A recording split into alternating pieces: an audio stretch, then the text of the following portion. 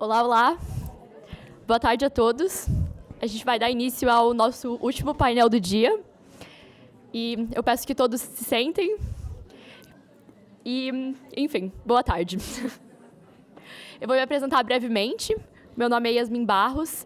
Eu sou mestranda em Política Econômica Internacional pela King's College London e membro do Comitê Organizacional do Brasil Fórum 2024. E eu sou pesquisadora do Instituto de Desenvolvimento Econômico e Social de Fronteiras. Antes da gente começar esse painel, eu só gostaria de agradecer em nome do Fórum a Fundação Itaú, a Magalu e o Google.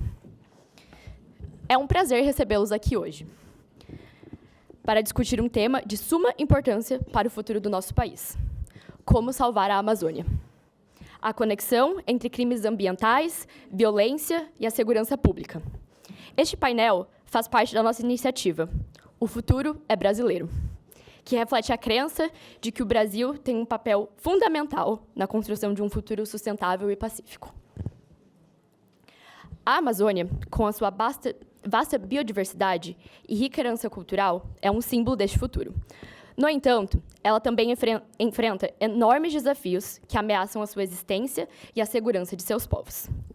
Então, para a abertura deste painel, eu deixo o seguinte questionamento: o que representa a nossa Amazônia?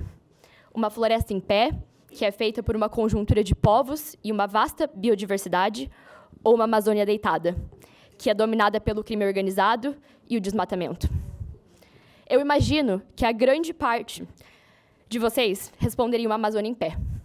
E este é o gigantesco desafio e responsabilidade que nós temos em nossas mãos. O nosso objetivo é discutir os principais desafios da Amazônia Legal brasileira, quanto à criação e à implementação de políticas de segurança efetivas, bem como debater soluções para estes desafios, a fim de promover maior segurança territorial. Bom, o painel de hoje discutirá os complexos desafios da região amazônica, abordando aspectos sociais, culturais, políticos e institucionais. Entre tais aspectos, se sobressaem a escalada no assassinato de defensores de direitos humanos e ambientais na Amazônia, a segurança de povos indígenas e a demarcação de terras, como também a expansão do crime organizado, o papel das instituições de segurança pública na promoção de justiça no bioma e na eficácia de políticas de comando e controle. Todos esses fatores se conectam e nos levam à questão central a ser debatida no painel: como salvar a Amazônia. E agora, eu gostaria de apresentar os nossos panelistas. Primeiramente, Humberto Freire, diretor da Amazônia e Meio Ambiente da Polícia Federal.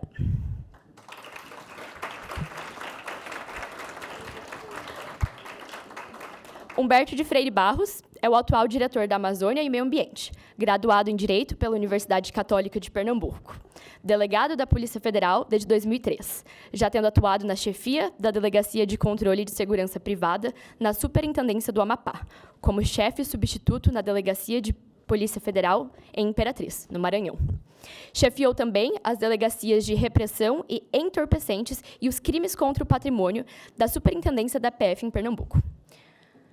Como segunda panelista, nós temos Joênia Wapchana, presidente da FUNAI.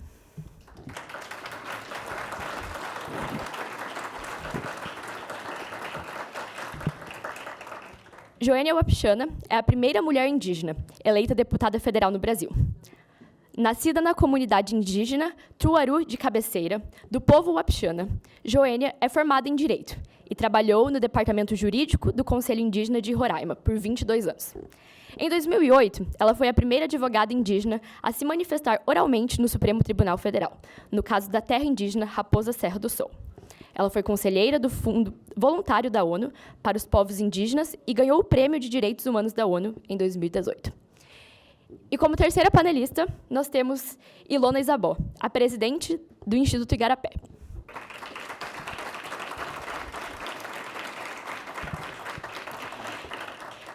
Ilona Isabó é presidente do Instituto Igarapé e mestre em estudos sobre paz e conflitos pela Universidade de Uppsala, na Suécia. Ela atua em diversos conselhos, incluindo o Conselho Consultivo de Alto Nível do SGNU, sobre multilateralismo efetivo, a Fundação Fernando Henrique Cardoso e o Centro Brasileiro de Relações Internacionais, o SEBRE. Ela também é co-presidente do Conselho do Fundo Global sobre o Futuro da Natureza e da Segurança. Em 2018, ela recebeu a Ordem do Mérito de Segurança Pública da República Brasileira, Ministério da Segurança Pública, também tendo sido destacada como uma das 50 maiores pensadoras do mundo para a era do Covid-19, pela revista Prospect, em 2020. E, por último, nós temos o nosso mediador da mesa, que será o João Victor Veras. Ele é um membro do comitê organizador do Brasil Forum UK deste ano, e ele é antropólogo pela Universidade de Brasília, um Erasmus Scholar e mestrando em estudos de segurança, inteligência e estratégia pela Universidade de Glasgow, onde pesquisa segurança socioambiental e direitos humanos na Amazônia.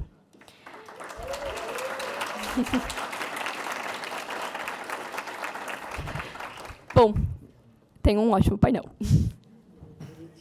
Obrigado, Yasmin. Tá funcionando? Então, deixa eu ver. Não tá chegando? Não. Fazer assim, né? Tá baixo? Vamos ver. Não, tá ouvindo. Será que o meu está funcionando? Tá. Foi. Tá me ouvindo? Ainda?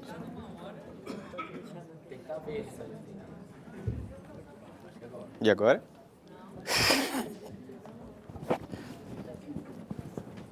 Sempre eu Apertei. do apresentador. Facilitador. Problemas técnicos do último painel, gente. Até o sistema de som tá cansado. Exatamente. Audiência brava. Audiência segurando. Fala, vocês escutam, né? Me ouvem agora? Ainda não. Acho que eu tenho que falar mais alto. Ouvem? E agora? Oi. Fome, gente. Então, boa tarde a todos. Obrigado, Yasmin, pela abertura do painel. Obrigado pela mesa que está compondo o painel. Nós chegamos no último painel com um tema que quase dispensa apresentações, a Amazônia. Um tema que está na boca do povo, está internacional. Todos falam da Amazônia, como salvar a Amazônia, que a Amazônia é fundamental para salvar o balanço climático do planeta. E muitas vezes, nesses debates, a Amazônia é tratada apenas como um bioma, como se não fosse a casa para mais de 38 milhões de brasileiros e brasileiras, entre populações urbanas não tradicionais e não indígenas, mais de 180 povos indígenas, mais de 148 comunidades quilombolas, entre tantas outras comunidades extrativistas e tradicionais. Então, esse painel vem para abordar a Amazônia em toda a sua complexidade e trazer a nossa questão para além da apenas a conservação e a restauração, mas também pensando nessas, mas para tratar o tema em sua completude, também tratando como um tema de segurança e como isso afeta as populações. Então, considerando essa temática, acredito que minha primeira pergunta geral para a mesa é, considerando a escalada da insegurança na Amazônia e, por consequência, a escalada na complexidade da criminalidade na Amazônia, que afeta diretamente os povos tradicionais e não tradicionais que lá vivem, como vocês enxergam os principais desafios atuais que se colocaram na complexificação desse cenário de insegurança na Amazônia, em suas áreas. E eu gostaria de começar pelo Dr. Humberto, passando pela presidenta Joênia e indo a Ilona.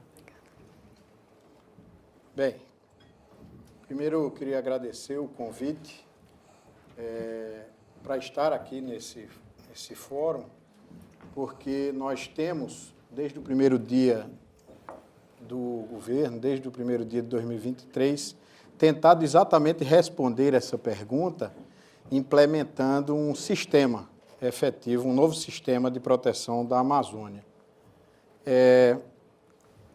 E eu acho que o início da resposta, me permitam, presidente Barroso, eu não pretendo falar mais de 8.000 palavras, mas vai acabar dando mais do que isso, porque a apresentação é praticamente só imagens, e como Confúcio dizia, cada imagem vale mais de 1.000 palavras, então eu vou acabar falando mais do que o presidente William Harrison, mas com palavras. Então, o que a polícia... Com imagem. A resposta, eu acho que começa exatamente sobre isso. Já na fase de transição de governo, o que nós identificamos era que o desafio é imenso. A maior floresta tropical do planeta, 1/3 da América Latina, se estendendo por 9 países, só no Brasil, envolvendo 9 estados brasileiros. Uma taxa de desmatamento que teve aí a sua redução até 2012, onde tivemos a menor taxa da série histórica, mas que a partir de 2019 teve uma aceleração de crescimento, tendo os 4 piores anos da última década, culminando ali com 2021 e 2022, com os piores anos na taxa de desmatamento na Amazônia Legal. E nós sabemos bem os motivos disso. E não só a taxa, não só a estatística, mas a situação fática também sendo registrada, com crises humanitárias se abatendo sobre populações indígenas, crimes contra a fauna, tráfico da vida silvestre, retirada de produtos de animais, sendo eles mortos, áreas de mineração imensas, como na Terra Yanomami e em outras áreas na Amazônia Legal, e também o roubo da madeira e grilagem de terras em larga escala.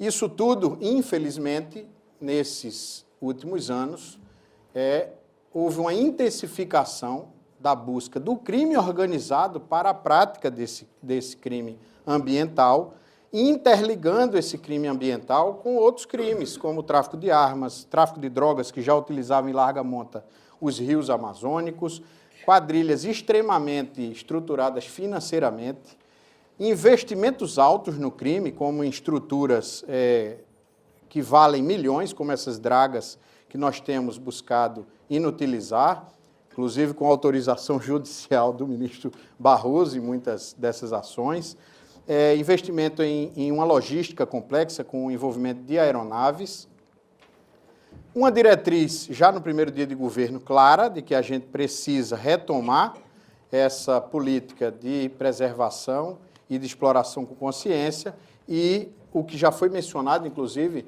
nesse evento, aquela meta principal de redução do desmatamento até 2030 na Amazônia Legal Brasileira. E para isso, e para responder, eu acho que até de forma mais objetiva, o que é que nós temos feito? Nós estruturamos um plano do governo federal e que também atinge os estados amazônicos, o Plano AMAS, estabelecido pelo Decreto 11.614, que prevê uma estrutura de governança que envolve todos os níveis de governo e é presidido pelo próprio ministro da Justiça. A partir do estabelecimento desse Plano AMAS, nós passamos a fazer um programa estratégico de segurança pública para a Amazônia, que é o que chamamos de PESPAM, e aqui tudo que estou mostrando já está consolidado, já está produzido, foi produzido em conjunto com as forças de segurança dos estados amazônicos. Não é algo que vai se impor top-down do governo federal para os estados amazônicos, e sim foi construído a várias mãos com esses órgãos de segurança em cada um dos estados e, obviamente, com os órgãos federais. A partir dele, que traz a estratégia, nós construímos da mesma forma, em cada um dos 9 estados amazônicos, 9 planos táticos integrados de segurança pública para a Amazônia, seguindo as diretrizes do programa estratégico e que servem de base exatamente para o desenvolvimento de planos operacionais para ações conjuntas e as ações de todos esses atores, as polícias militares, as polícias civis, a própria Polícia Federal, representada em cada um dos estados, Polícia Rodoviária Federal, Força Nacional, enfim, todos esses atores de segurança pública que precisam entregar algo a esse trabalho conjunto. E também, além de orientar as operações e os planos operacionais, vai orientar os investimentos, que é um capítulo importante, fundamental para a implementação dessas ações, e aí precisam estar bem direcionados para evitar sobreposição de investimentos e desperdício de meios que normalmente não são tão fartos. Quais são as principais estratégias?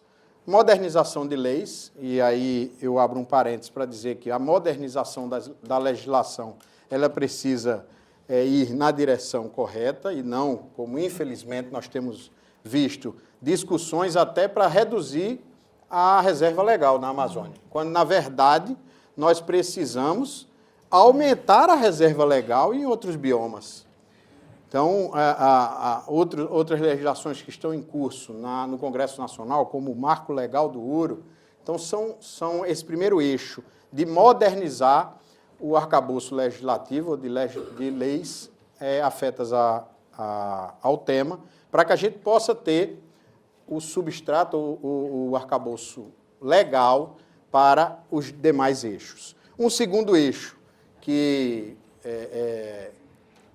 busca dotar essas forças de segurança de uma infraestrutura adequada, não só de unidades, de pessoal, mas principalmente de meios e de tecnologia.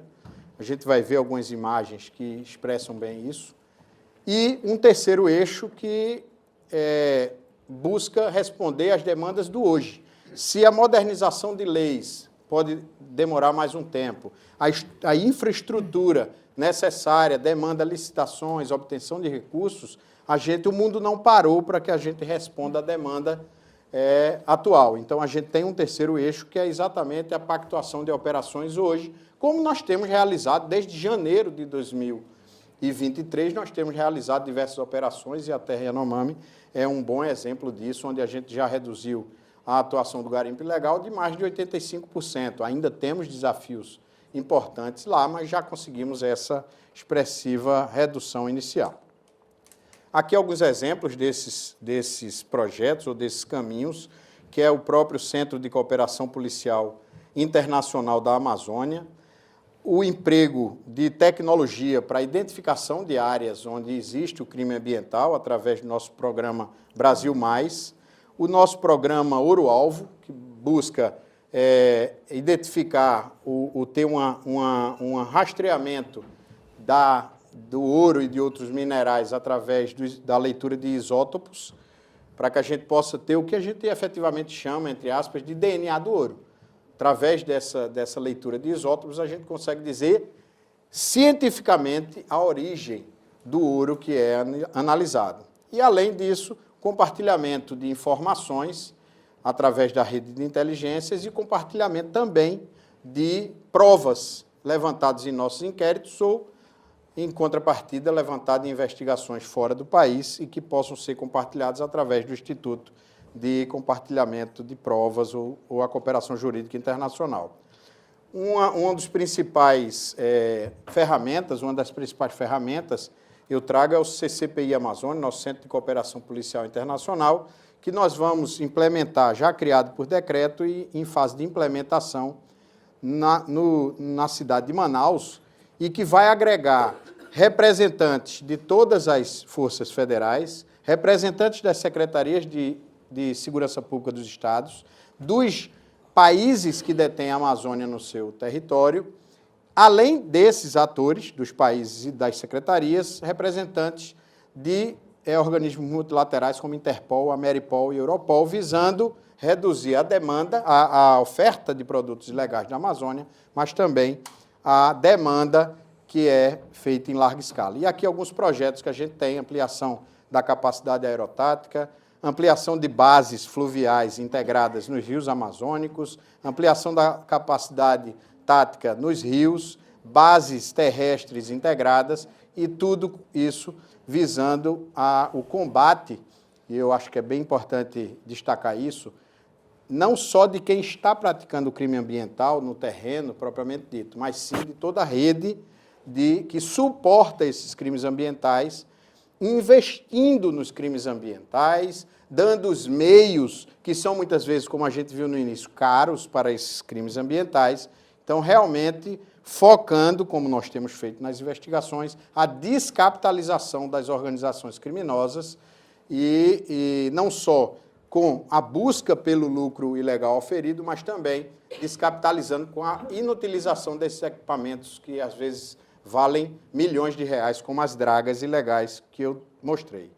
Esses recursos estão vindo principalmente do Fundo Amazônia, através do BNDES, e aí eu abro um destaque para um contrato que foi assinado na última segunda-feira, que nós pactuamos com o BNDES o financiamento ou a destinação de 318 milhões para ações de segurança. A primeira vez que é destinado recurso para ações de segurança do Fundo Amazônia, e nós temos certeza que é só o início de um círculo virtuoso que irá abastecer essas ações de segurança para esse novo sistema que nós estamos prevendo. Obrigado, doutor Humberto.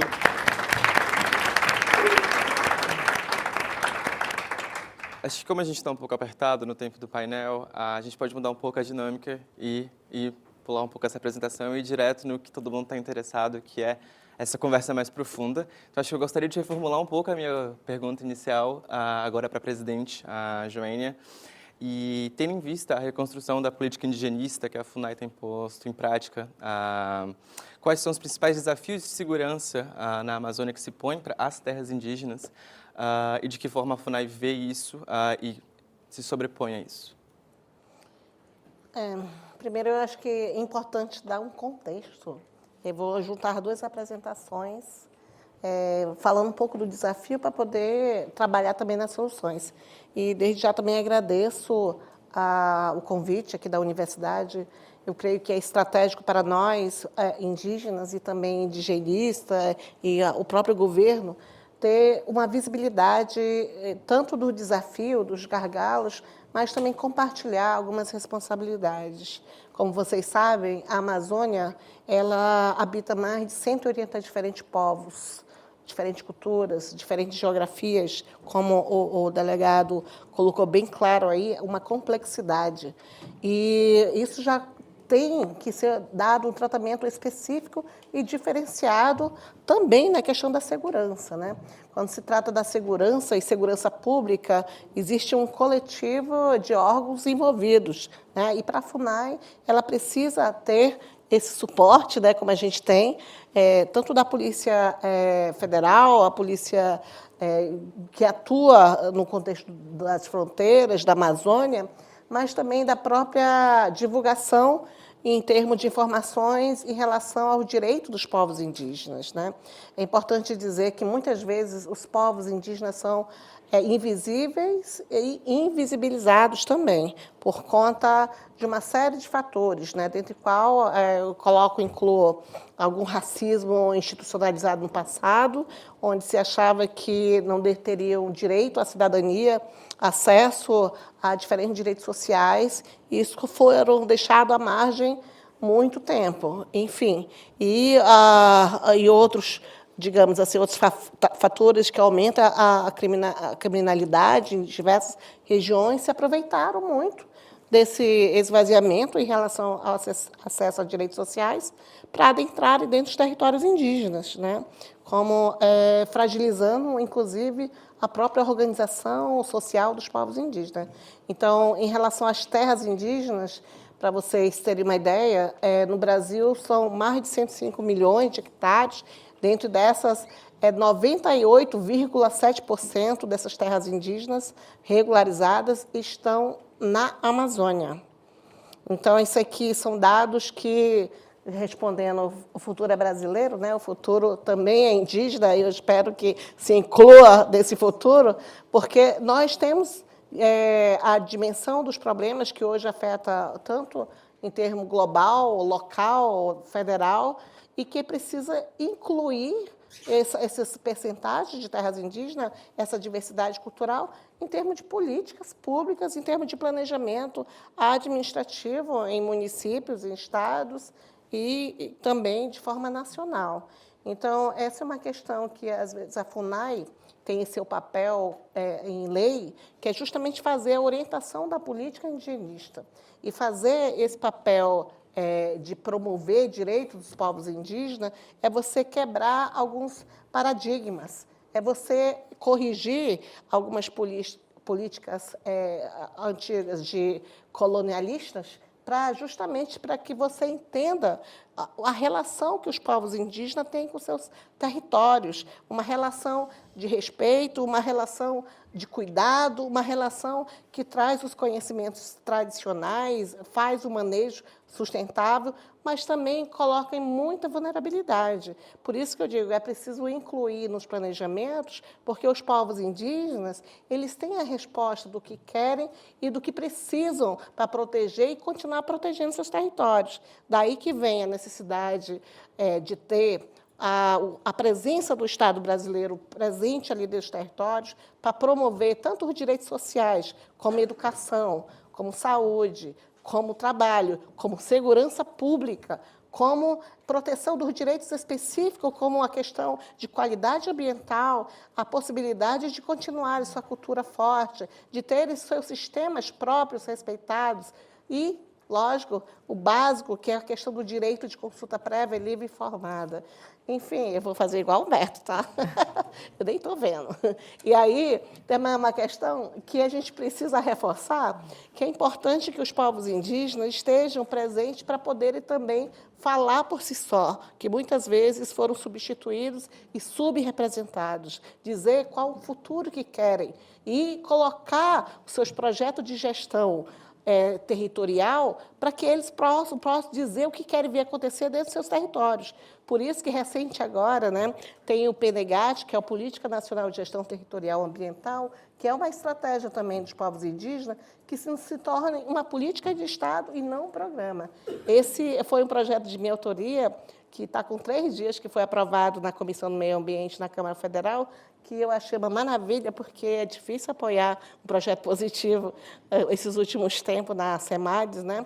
E dizer que aquilo ali responde à necessidade tanto da questão da proteção dos territórios, que inclui uma série de órgãos e suas responsabilidades, mas também inclui os direitos dos povos indígenas e suas salvaguardas, coloca também como estratégia de enfrentamento às mudanças climáticas e também coloca uma situação de gestão territorial e ambiental. Vou colocando isso para início desses pontos que você me perguntou. Obrigado, presidenta.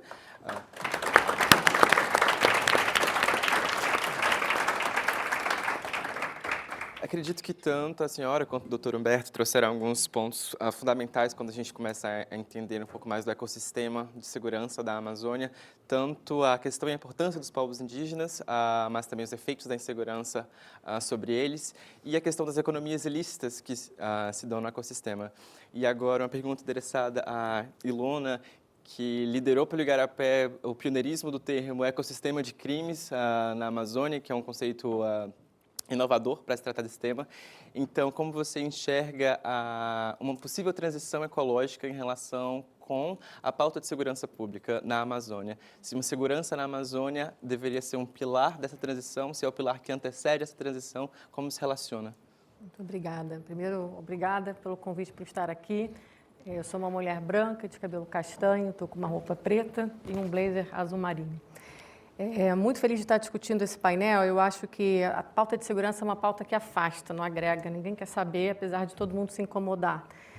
E quando a gente começou a olhar para o que estava acontecendo na Amazônia, todo mundo falando, por que vocês estão na Amazônia? Eu queria contar um pouquinho de como uma organização da sociedade civil pode apoiar essa reentrada de um governo no tema depois dos anos que a gente passou.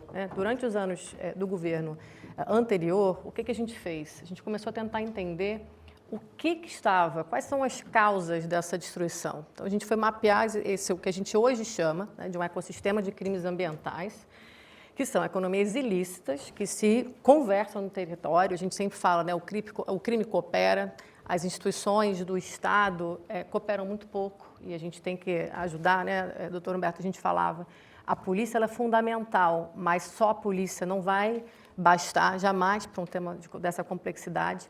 Então, a gente começou a fazer pesquisa, e nos 8 países, e mais o território da Guiana, da bacia, porque esses crimes, eles cruzam fronteiras, as pessoas cruzam, os produtos cruzam, está todo interligado, para entender, então, que economias são essas, como a gente prioriza os crimes ambientais, porque até para as forças de segurança, muitas vezes a gente escuta, ainda hoje, muito menos, mas escuta, que são crimes de segunda classe, mas a gente lida com crime, né? Então, bom, está tipificado na lei, alguns não estão.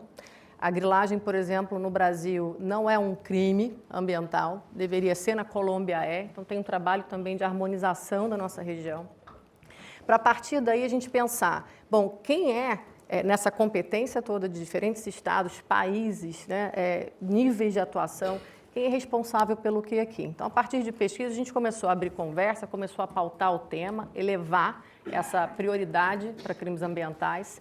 E num pilar de atuação já mais voltado para a política pública, a gente começou a conversar e dizer, bom, a polícia é fundamental, mas quem mais tem que estar nessa conversa? A gente começou a organizar eventos regionais, chamando o IBAMA, obviamente, que é um órgão fundamental, o Ministério Público Federal, a Polícia Federal, o COAF, porque o doutor Humberto mostrou ali a questão da lavagem, não é só a lavagem do dinheiro, é a lavagem dos ativos, por exemplo, o ouro ilegal, como isso é lavado, o boi que é, na verdade, criado numa área grilada e desmatado ilegalmente, ele é um boi ilegal. E a nossa lei, a nossa lente jurídica não sabe o que fazer com essa situação. Então, a gente começou a fazer pesquisas também para mudar a forma com que essas instituições olham para esse tema, né? Então, hoje a gente acha que está já bastante, digamos, consolidado, que isso é uma prioridade. Mas, honestamente, a gente começou a olhar também e falar só a segurança, por mais imediata e necessária que seja, especialmente porque quando a gente fala dessas economias ilícitas dos grupos criminosos, quem está na frente, Joênia, você sabe muito bem disso, são mulheres defensoras que estão ali na linha de frente, dentro das suas comunidades ou não, podem ser indígenas, ribeirinhas, quilombolas, e elas estão enfrentando isso. Porque muitas vezes, enfim, como são economias, como não há muitas alternativas, o conflito é grande. Porque há, obviamente, uma necessidade de subsistência. Então, a gente mapeou também que, bom, os danos são na Amazônia, mas os responsáveis estão no Brasil, em países, região e mundo afora. A gente conseguiu olhar, a partir dos inquéritos, né, da própria polícia, aonde estão os mandatos de prisão, quem está sendo investigado, enfim, como é que essas operações se desdobram. E é realmente um ecossistema, né? E para que isso, né? Para a gente falar, bom, de um lado, a gente precisa garantir o Estado de Direito, a gente precisa trazer, de fato, a segurança para todos, e em especial ali, olhando para a linha de frente, né? E são mulheres que estão ali, eu repito, porque é muito importante a gente dizer, e a gente fez guias de proteção para essas mulheres, no Brasil, no Peru e na Colômbia, a gente precisa implementar essas políticas públicas que são de uma complexidade gigantesca. Para proteger uma mulher, tem que ter casa para o policial ficar lá. Enfim, é muito difícil a gente conseguir proteger essas mulheres, a gente precisa dar um jeito, né? Mas a gente começou a olhar, eu vou terminar essa primeira fala, depois, se tiver, a gente volta, para como é que a gente cria novas economias compatíveis com a floresta em pé. Por quê? Porque se a gente não tiver algo para botar no lugar, a gente vai ficar à mercê de políticas que podem mudar a gosto de governos. E a gente precisa garantir, né, que o desmatamento seja reduzido, terminado e sustentado. E aí depois eu falo sobre o que a gente está pensando sobre isso. Para ficarem felizes aqui com o tempo.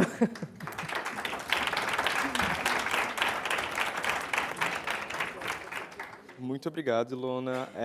E tocando nesse ponto de novas economias, eu aproveito o gancho para falar um pouco sobre financiamento. E quando a gente fala de Amazônia, financiamento climático é algo que vem muito rápido na cabeça. E aí eu gostaria de endereçar à presidenta Joênia a sua perspectiva sobre financiamento climático e como usar esse tipo de financiamento para empoderar o território indígena, para trazer mais segurança para o território na Amazônia.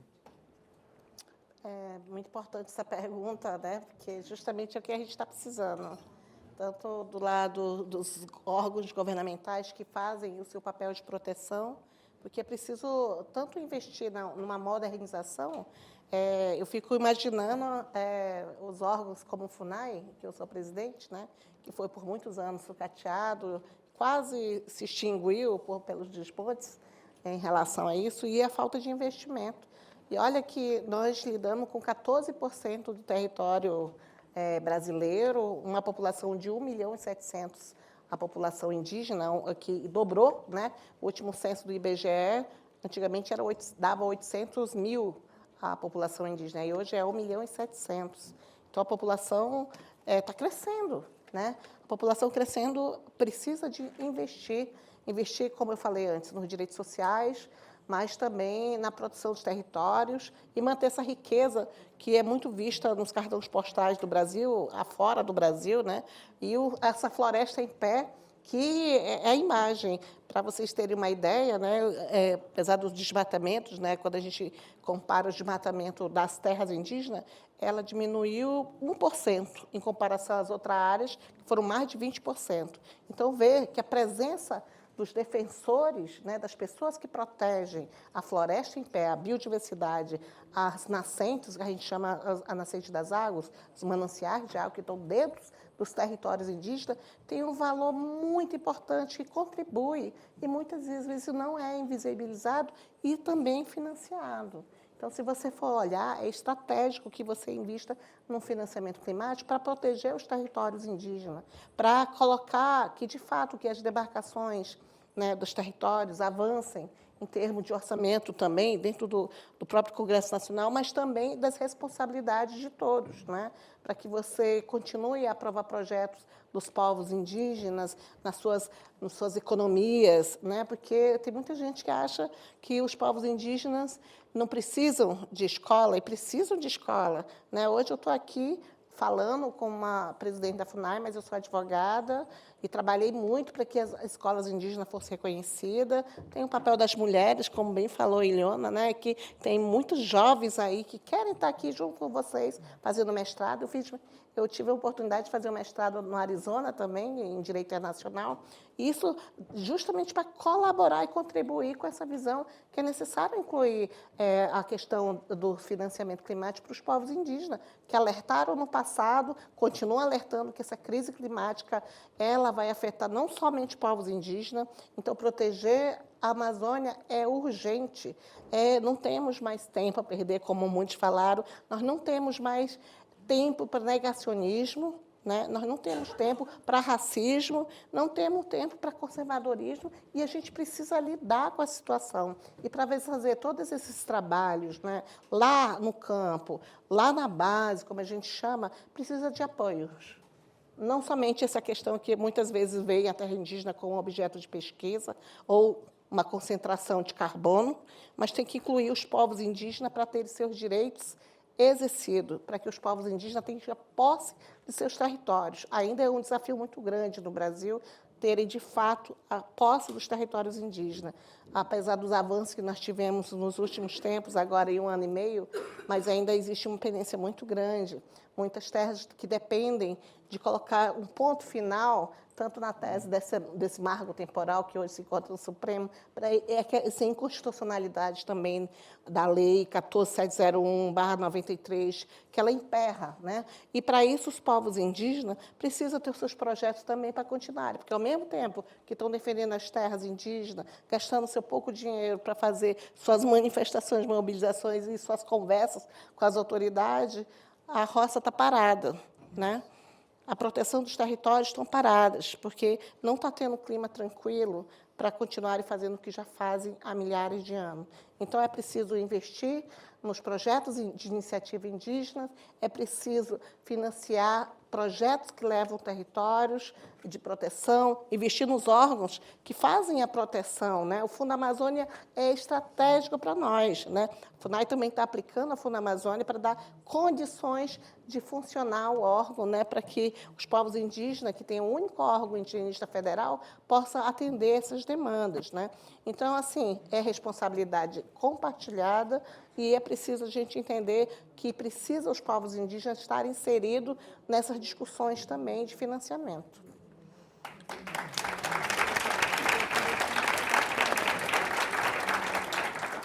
Obrigado, presidenta. Vejo que a gente ouviu sobre como a insegurança está afetando os territórios, com a presidenta Joênia e com a Ilona, a complexificação desses crimes e como é necessário ver por diferentes lentes. E conectando com o que o Dr. Humberto falou na sua primeira fala, sobre as diversas novas ações da PF, que nós já temos agora há um tempo, eu gostaria de perguntar sobre os resultados que a gente está conseguindo ver na Amazônia, que está chegando nos territórios de fato.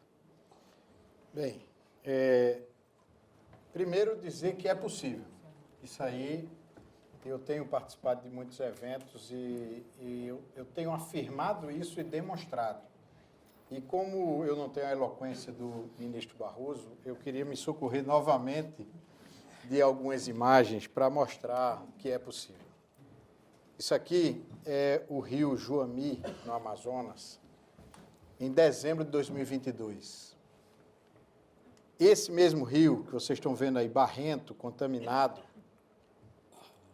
ele agora está na sua cor natural, que é tal qual a do Rio Negro. Da mesma forma, o rio Urariquera, lá em Roraima, na terra Yanomami, em imagens de 2022, e imagens recentes. A natureza é muito forte. Ela se recupera se a gente mantiver um sistema eficaz funcionando. Isso são imagens da terra indígena, ou da comunidade do Romushi, na terra indígena Yanomami, também em dezembro de 2022, e agora a gente já vê uma reação da natureza. E aqui, para mim, a que realmente demonstra uma reação maior, que é a terra indígena Caiapó, no Pará, em imagens de dezembro e imagens recentes. A retomada da vegetação é flagrante. Só que não são só situações fáticas que demonstram que é possível e que a gente já iniciou uma caminhada de recuperação. A estatística do PRODES de 2023 já demonstrou uma redução de 22,5% de desmatamento na Amazônia Legal.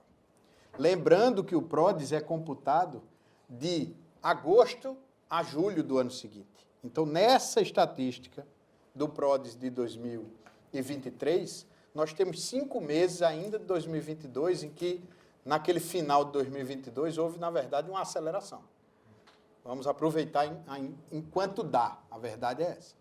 A partir de janeiro, a gente começou esse trabalho, como eu mostrei, de planejamento e de execução de muitas das ações, apoiado por recursos extraordinários, como os determinados pelo ministro Barroso na DPF 709, que suportaram muitas dessas ações, e a gente já tem essa redução com 7 meses de 2023. A expectativa é que, no PRODES de 2024, computado de agosto do ano passado a julho desse ano, a gente tenha um avanço ainda mais expressivo. Algumas estatísticas do início desse ano superam 60% de redução.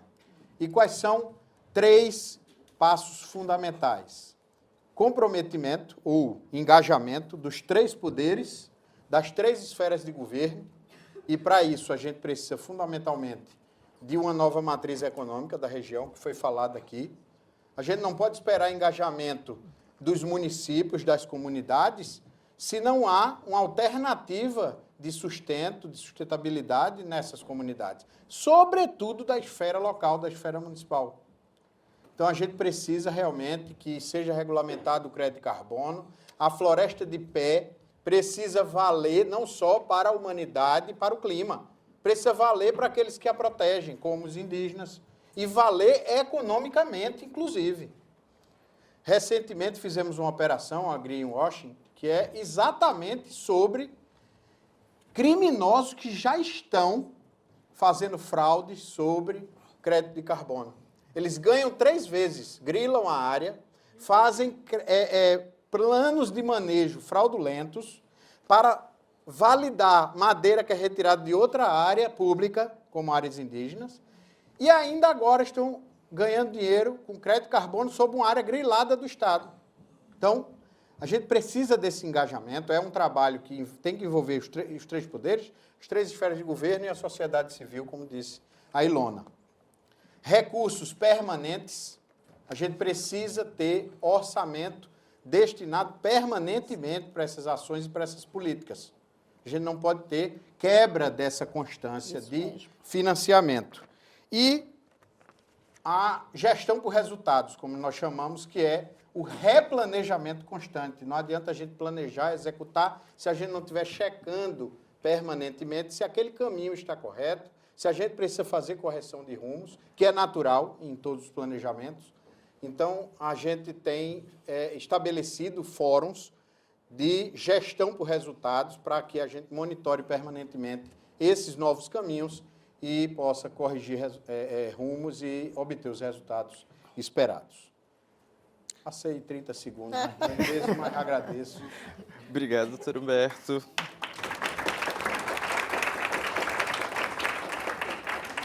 A gente aqui, considerando a nossa dinâmica de tempo, nós gostaríamos de abrir para as perguntas da plateia.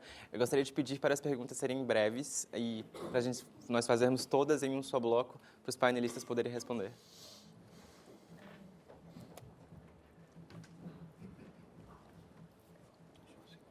Oi, gente, de novo. Tem um jantar, então tem hora. Aí você não Na verdade, acabar. seria mais um comentário, mas eu vou tentar ser o mais breve possível. Eu entendo o nome do painel, apesar de ter sido exposto sobre desmatamento, a gente também menciona ali outros crimes ambientais, então eu gostaria de trazer à tona porque eu acho que é o que está acontecendo hoje na Amazônia como um dos maiores crimes ambientais, que é a mineração na Amazônia, né?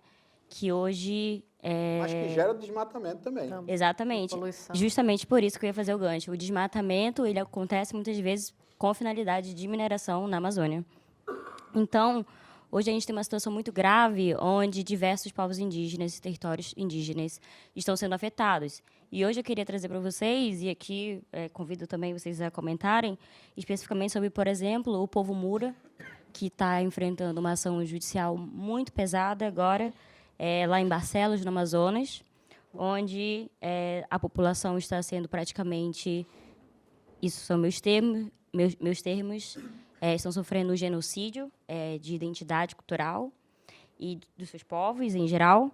Então, é só realmente um comentário para que a gente relembre que existe também esse problema de mineração na Amazônia, e ele está se expandindo de uma forma muito rápida, e que afeta não só o território, não só as identidades, mas como também a saúde pública nessa região, que, como a gente sabe, nós que somos de lá, sabemos que a saúde quase não chega lá e essas pessoas acabam sendo afetadas pelo mercúrio, que é um minério, né? Então, hoje, além do desmatamento, além da mineração, a gente também criou um novo problema, que é a contaminação por mercúrio de povos indígenas.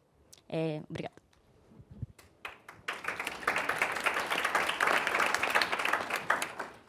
João, voluntário do Fórum e doutorando na UCL. O painel foi muito completo, a gente pode ficar horas discutindo, mas a gente sabe que nesse clima aqui talvez seja melhor levar a discussão para depois. Queria falar uma palavra, e no caso duas, que eu gostaria que tivesse sido mencionada e queria saber qual é o papel dentro do tema do nosso painel, como salvar a Amazônia. Aonde entra a reforma agrária nesse tema que a gente está discutindo?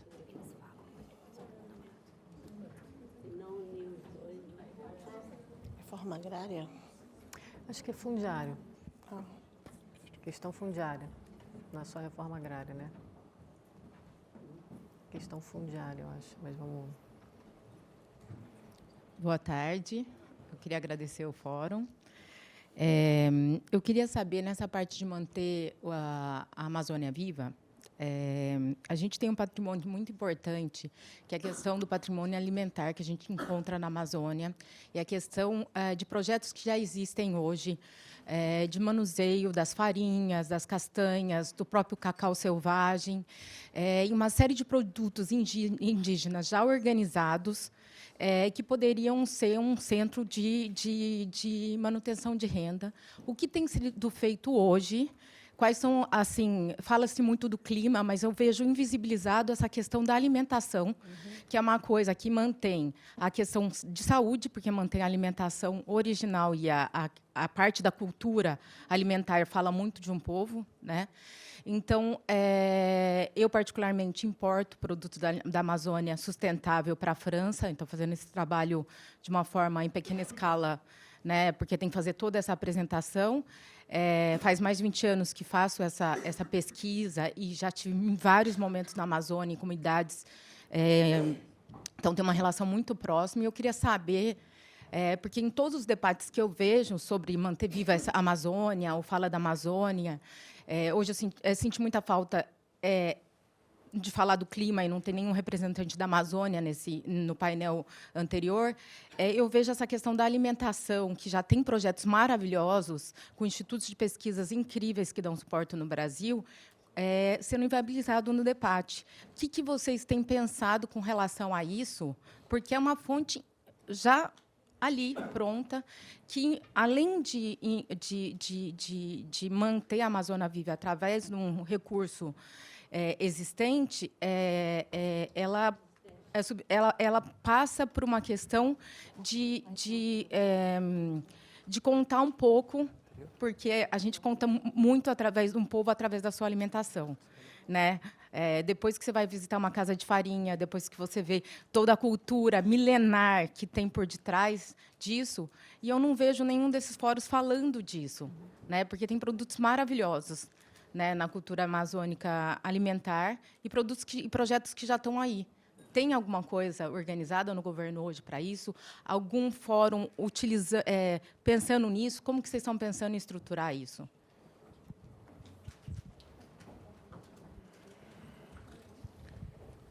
Gente, boa noite já, né? Boa noite a todo mundo. 3 perguntas, uma para cada um, bem breve e objetivo. Humberto, com a proximidade das eleições municipais, fica mais difícil para vocês fazerem operações para prender grileiro, garimpeiro, desmatador? A ligação desse pessoal com a política local, ele aumenta a pressão? Eu cito até como exemplo até a desintrusão da terra indígena Pitereua, que foi realizado no sul do Pará. A articulação de políticos locais, deputado, senador, governo do Pará, quase colocou a operação abaixo, né? Acabou sendo realizado, mas deu chabu, quase deu chabu. Joênia, por que o governo não consegue, na sua opinião, qual que é o principal entrave para acabar com o garimpo na terra indígena Munduruku, especificamente?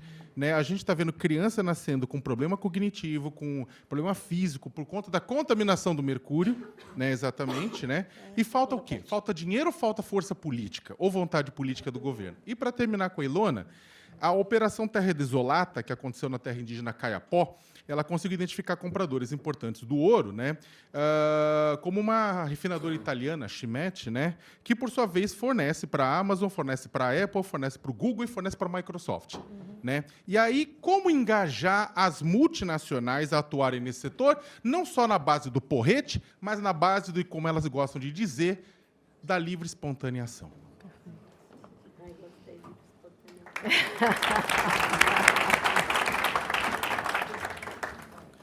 Muito obrigado pelas perguntas. Fiz uma sistematização, acredito que a gente pode começar por você, Ilona, focando na questão sobre regularização fundiária, para pensar sobre essa questão que eu acho que também se conecta com a questão de economias ilícitas. Então, acho que vou convidar aqui para o sonho e dizer como é que a gente vai chegar lá e também dizer, vamos continuar essa conversa hoje, amanhã, depois, porque, né, assim, esse painel ficou mais curtinho, mas acho que é muito importante a gente se envolver. Nós temos um compromisso como país, né, de proteger a Amazônia. Nossa meta no Acordo de Paris passa por zerar o desmatamento até 2030. Vocês viram os números aqui, reduziu, mas ainda é alto. E regenerar, restaurar 12 milhões de hectares. Então, é coisa à beça.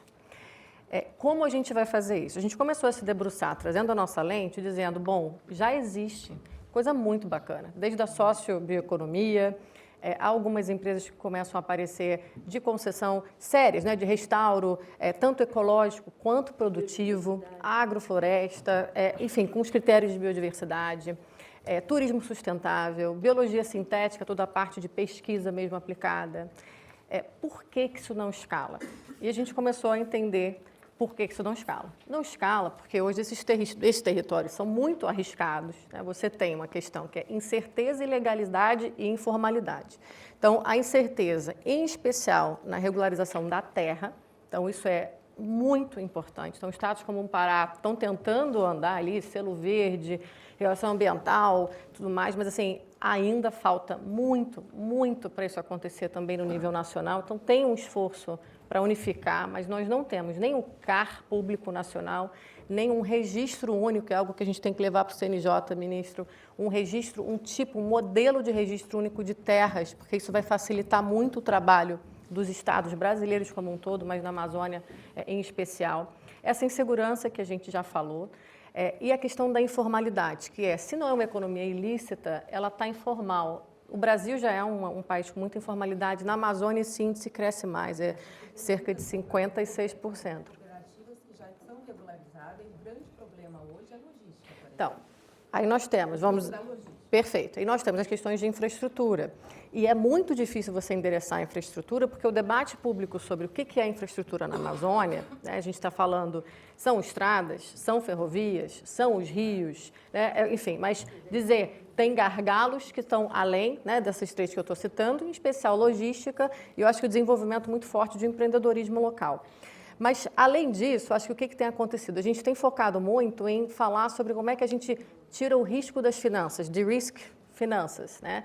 E eu acho que a gente tem que começar a falar como é que a gente faz um de-risk desses territórios também. Por quê? Porque os modelos, o capital não tem um monte de fundo de natureza hoje, ele não aterriza na região.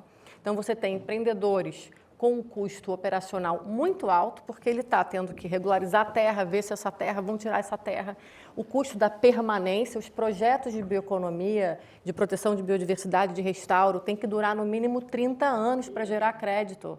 E aí o custo de segurança dessas terras... Por isso que eu estou falando isso é viabilizado. Faz 20 anos que eu tenho um instituto de pesquisa que trabalha nessas áreas para tentar levar esse produto e trazer para São Paulo, e agora eu estou trazendo para Paris.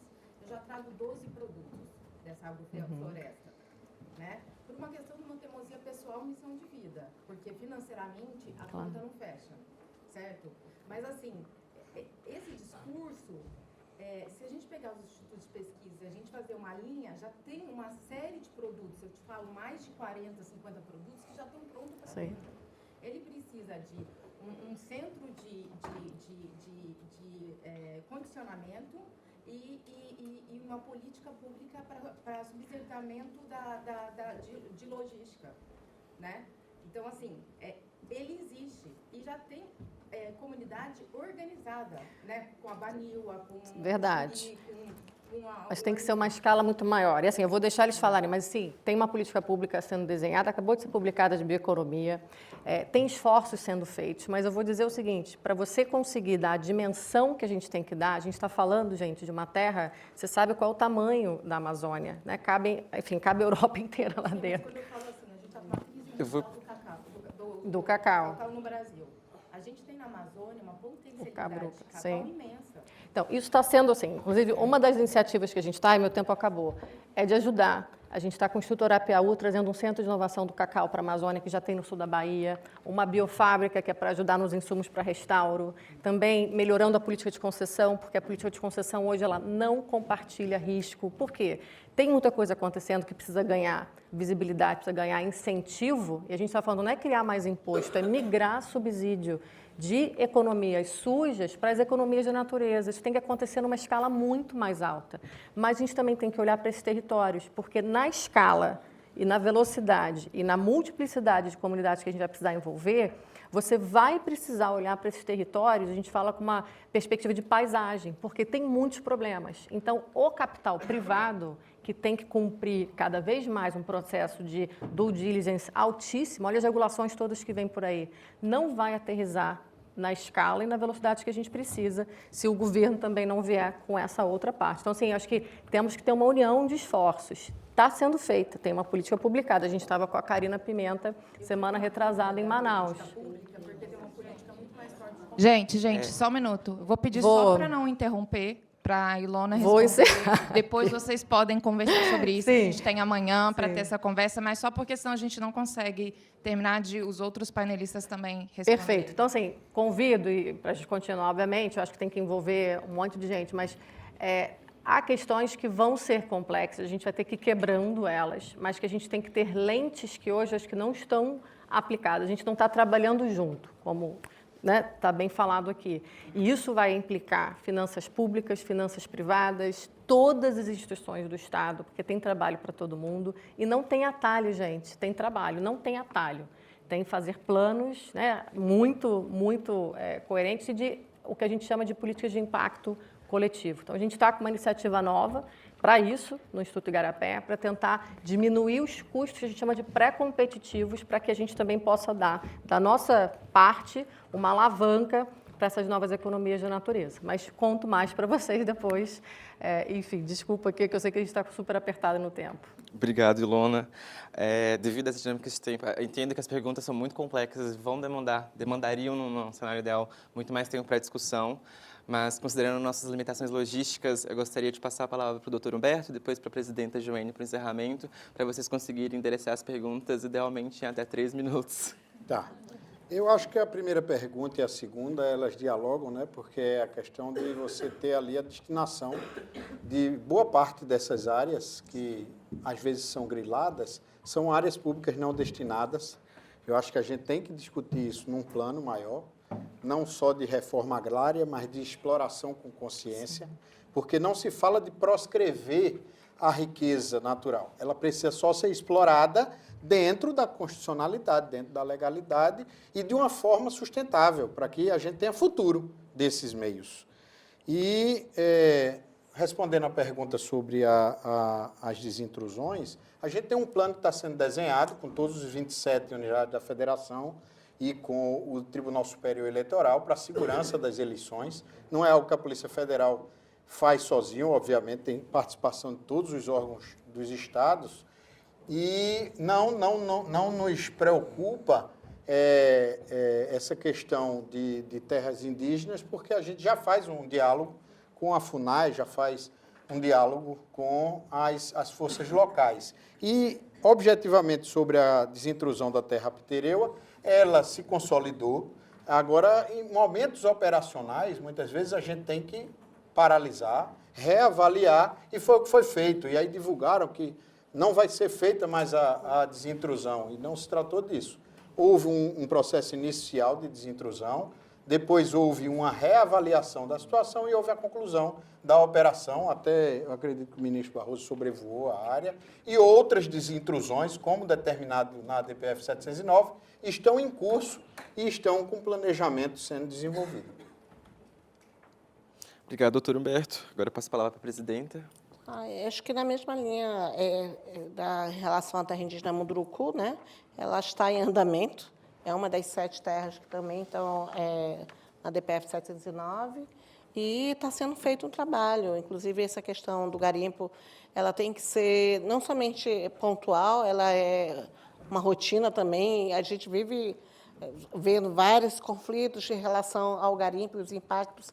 Realmente, gente, é lastimável, desde a contaminação de mercúrio, mas também a desestruturação das comunidades, e quem sofre mais são as crianças e os idosos, e muitas mulheres também, a violência que leva o garimpo, a degradação ambiental, o aspecto social, a questão da própria dignidade dos povos indígenas. Por isso que está havendo a operação lá no Munduruku, né? Tanto em outras terras indígenas, Yanomami.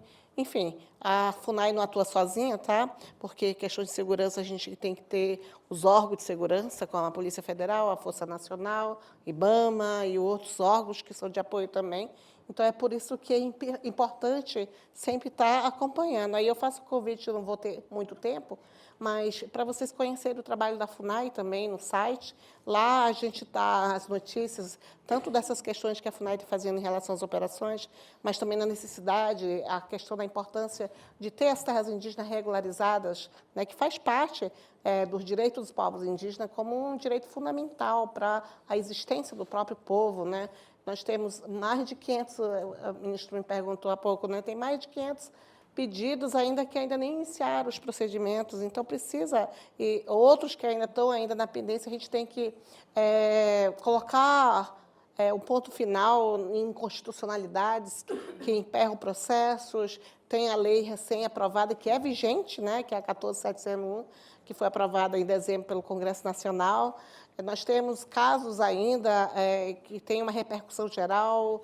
Enfim, uma série de discussões ainda, projetos de leis absurdos que tentam diminuir e flexibilizar a posse indígena.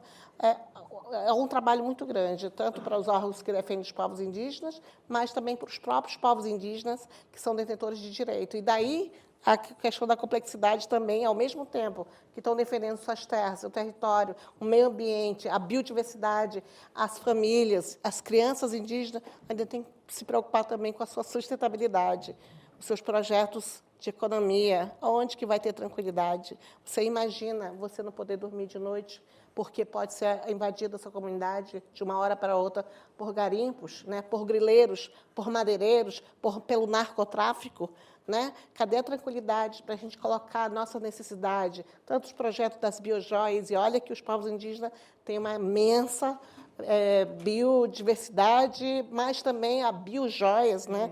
Os projetos de sustentabilidade. Tem muitos, tem muitos. Por isso que a gente está nessa expectativa que a PNGAT, que é a Política Nacional de Gestão Territorial Ambiental, que também inclui a necessidade de apoio para esses projetos povos indígenas, seja uma realidade. Vários povos já têm suas PGTAs, né? Têm seus IGATs, Instrumentos de Gestão Territorial, que inclui essa questão também da sua potencialidade, seja ela a agricultura, da economia verde, mas também dos próprios etnoturismos, né? Enfim, uma variedade de situações que mostram que os povos indígenas estão pensando também em sua sustentabilidade. Lógico que tem diferentes situações. Tem o contexto dos índios que moram, né, em situação de isolamento voluntário e que deve ser protegido, sua forma, né? Essa questão da pressão, que precisa produzir, porque vocês têm terra, o povo que vai decidir o seu plano de gestão da sua terra. Não é necessário você pressionar para que ele desbate tudo e comece a plantar soja, porque tem muita gente que pensa dessa forma, né? Que querem as terras indígenas para promover projetos em grande escala, e ele quer produzir conforme seu extrativismo, sua forma de pensar, sua relação com a terra. Então, é o direito do povo indígena ter seu planejamento econômico também. E, principalmente, eu digo mais, a questão da consulta prévia e livre informada, que tem que ser uma realidade, uma premissa para quem quer apoiar projetos. Por isso que eu me preocupo com essa questão de mercado de carbono, e é uma realidade. As comunidades indígenas estão sendo pressionadas porque muitos chegam em comunidades dizendo: vocês estão perdendo dinheiro porque fulano está ganhando, e aí você quer assinar o contrato, mas essa pressão que os povos indígenas estão sentindo, tanto na Amazônia, porque tem as suas árvores em pé, todo momento eles também sentem em relação à terra, né, para arrendamento, para a entrada de garimpo ilegal, para a entrada de madeireiros, para essa mega produtividade, e que muitas vezes não ainda estão entendendo o que está por trás disso, né? As megas empresas que querem só disputar e entrar dentro das terras indígenas, né? Então, assim, a gente tem uma premissa de consulta prévia, livre, informada, para que entenda esses processos, para que eles possam dar consentimento conforme a sua própria organização social. Mas é muito bem essa expectativa que nós também temos, iniciativas, né? Iniciativas de fazer a sua colaboração dentro do sistema indígena, né? É importante colocar isso também, que por isso que muitas organizações indígenas estão buscando os financiamentos climáticos, né? Nessa linha para a produção dos produtos orgânicos, que vem de uma forma sustentável e vem fruto de um trabalho coletivo, né? É isso que valoriza o produto também, né? Então, a gente, quem sabe, aqui na universidade, tenha um momento que é para discutir esse tema, que é também de nosso interesse ficar discutindo tanto a questão da regularização das terras, né, que dá uma tese de doutorado, aí, se você for botar os pontos dos desafios para regularizar as terras indígenas no Brasil, mas também com a questão do desenvolvimento sustentável que os povos indígenas contribuem. Eu acredito que são pontos estratégicos também para enfrentamento às mudanças climáticas. E o garimpo, para quem ainda nunca viu um garimpo assim, né, eu acho que o doutor Humberto aqui tem visto constantemente, mas é difícil você parar e ver, quem conheceu uma área anterior ao status que é afetada pelo garimpo, né, você vê a tristeza daquele barranco, né, a cor da água. Então, isso que foi, eu vou voltar também a reforçar, que é possível a gente reverter essa situação. Mas é preciso a gente ter essa visibilidade que os povos indígenas têm de proteger a terra, não só para os povos indígenas, mas para o planeta todo, né? É importante colocar isso não de uma forma romântica, estereotipada, que tem muita gente que vê isso, que povos indígenas não precisam de educação porque são indígenas, porque os povos indígenas não precisam ter acesso a uma universidade porque são indígenas. A gente precisa incluir para que possibilite eles levarem essas demandas também para fora das terras indígenas, igual os Yanomamis, os Mundurucus, os Caiapós, outros povos indígenas que estão lutando pelo seu direito, como lá o Mura, não somente a questão dos minérios, mas os outros projetos também afetam os povos indígenas e merecem que eles tenham seu posicionamento garantido e sua manifestação também em relação. Era isso que eu queria dizer. Conheço os povos indígenas, conheço os direitos dos povos indígenas, e eu acho que é um passo importante para a gente ter uma relação diferente também com os não indígenas, tá? E muito obrigada aí pelo esse espaço.